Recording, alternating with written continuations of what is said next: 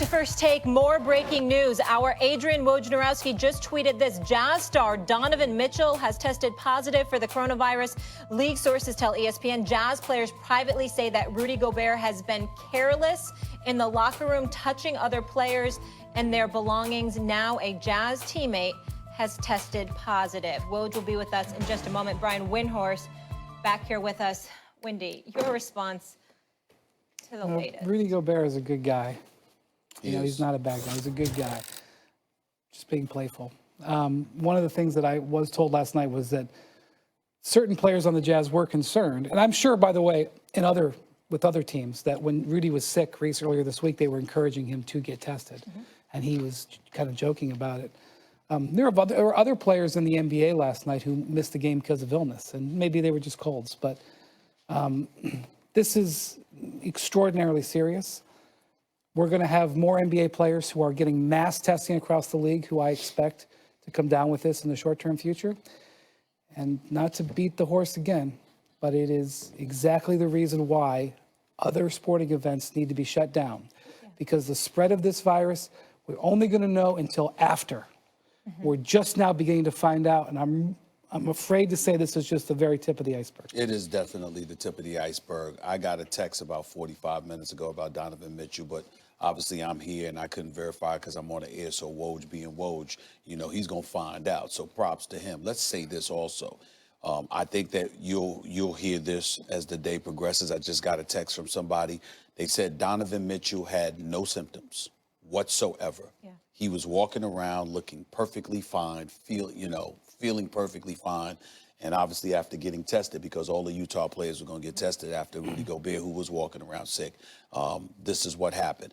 Rudy Gobert didn't have any malice intent. He's not a bad guy. He is a very nice guy, but he was irresponsible because he was playing around and other people were not playing around. They didn't have that kind of mentality from what I was told. And he was making fun of them and fun of media members when he touched the tape recorders and the microphones and stuff like that. He was playing around because he didn't take it seriously. He meant no harm, but it was an irresponsible and stupid thing for him to do. Having said all of that, here we are. And so now you've got a young star like Donovan Mitchell, and the key here is that he had no symptoms, according to what I'm hearing. Yeah, well, Max mentioned 5 to 14 days exactly. before symptoms even show. It's asymptomatic. And that is why everybody should be on high alert. And that is why we should applaud the decision of the NBA. And that is why we should implore the NCAA.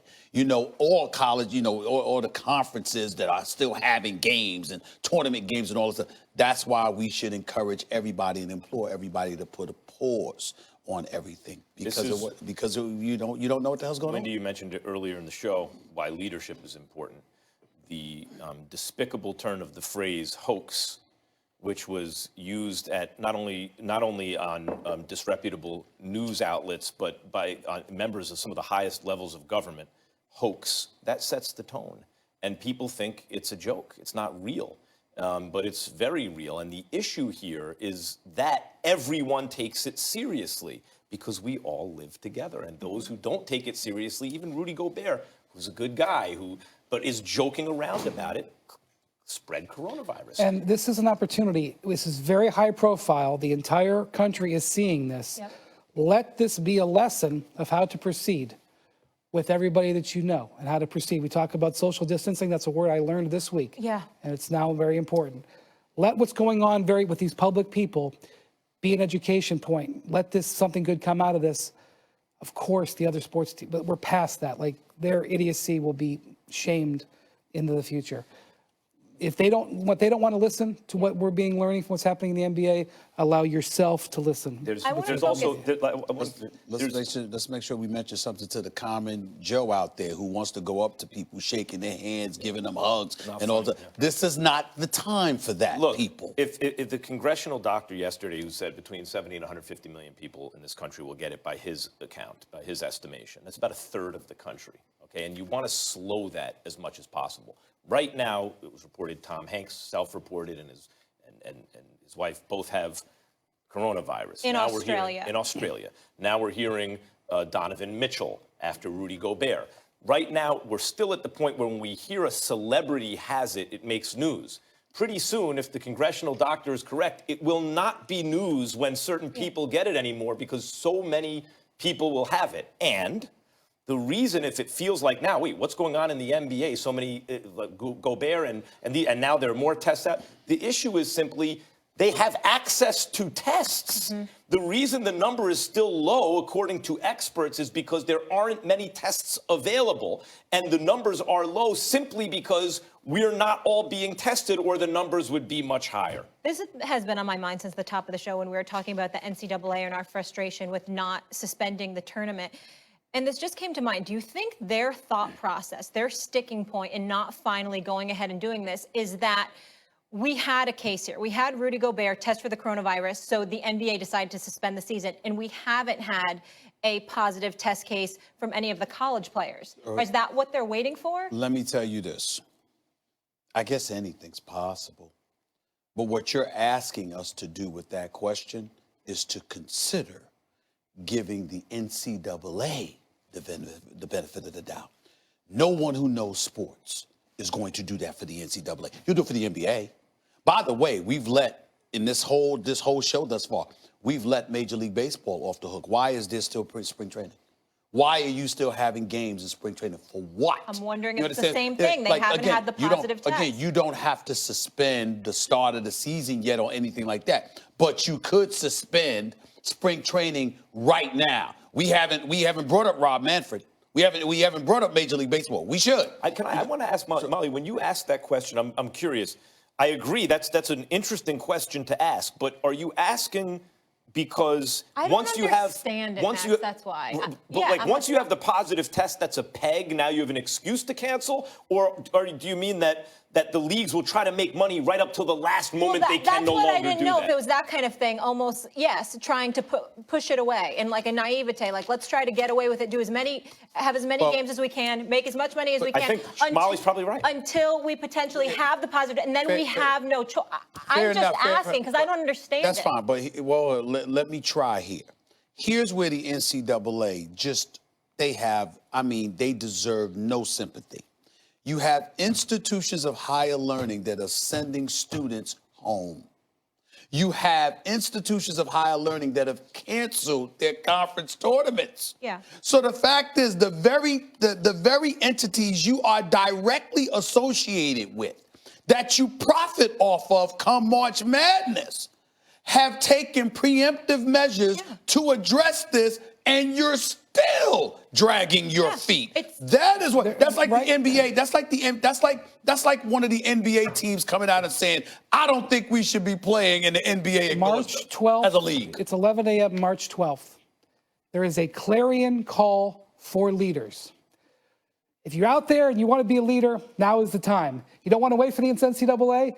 Have a team come up and say, "We're not playing. We're not going to play." Have a Major League Baseball team saying, "We're not putting our team on the field, send everybody home." If they won't do it, somebody else does it. Now is the time for leadership. Start showing leadership. I think, Molly, that you surmised correctly. I agree with that supposition, that the reason they're still carrying on is because they don't yet have the positive test.